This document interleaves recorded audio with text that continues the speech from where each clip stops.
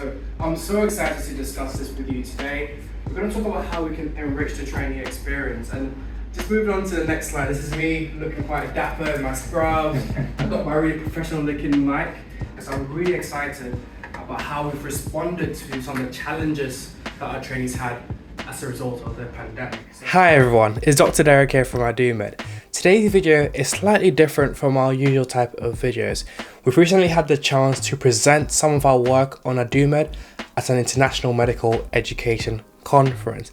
I know quite a lot of you have these aspirations to either get published or to present at a conference, and I really want to inspire you in today's video and get you thinking about how you can take a simple idea from the real start to build upon it bit by bit to the eventual conclusion where you're actually creating something that has a lasting impact. So let's have a chat about the steps involved in this. Right, so from the start, you need to be able to establish what the problem is and have a really robust system in place to actually collect data on this. Understanding the full aspects of each problem will then let you really be able to communicate what the solution is. So in my particular platform of AduMed, I realized that there's been a change in the way in which trainees are taking in information, and there's been loads of challenges, for instance, the COVID pandemic. So we're able to show that a resource harnessing the power of YouTube and social media was able to make really lasting and powerful impacts to the way in which trainees can take in information.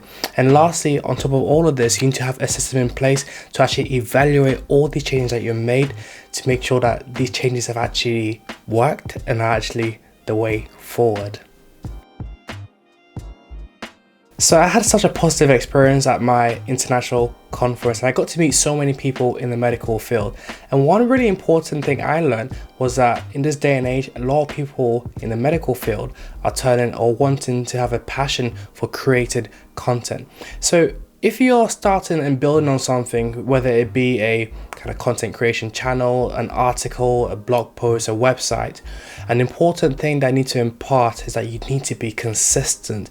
You need to turn up every day and try and be better than you were last time. You're not in competition with anyone else, but you're just trying to get better every single day.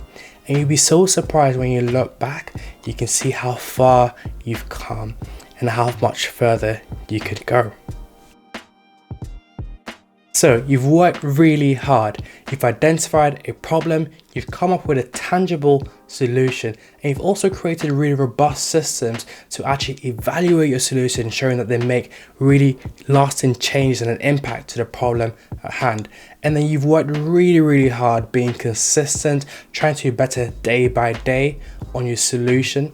And then we get to the conference day. So how do you actually overcome nerves when you're actually presenting on a large stage? My advice to you is really these wise words that were taught to me by one of my close friends. You need to come from a place of giving and not of want. So what I mean by this is that you're approaching your presentation from a perspective that you're there to give some value to these people. You're there to give them something that would make their lives better and improve their practice. You're not there wanting validation. It's not about you, it's about what you can give to them. And if you change that mindset, that simple change of mindset will completely alter your approach and really enrich and improve how you actually deliver your presentation. So I'd now like to take you along with me to my conference presentation. Hope you enjoy.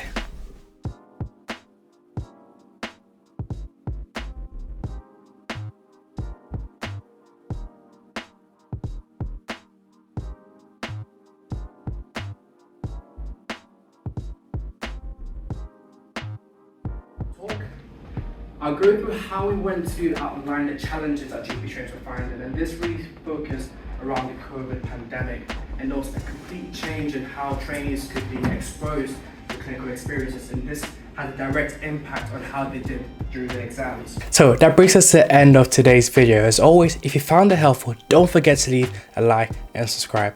I've already mentioned how AduMed we were selected to present at an international conference. If you'd like to know a little bit more about the work we've done, make sure you check out the rest of the videos on our channel. Until the next time, I'll see you soon.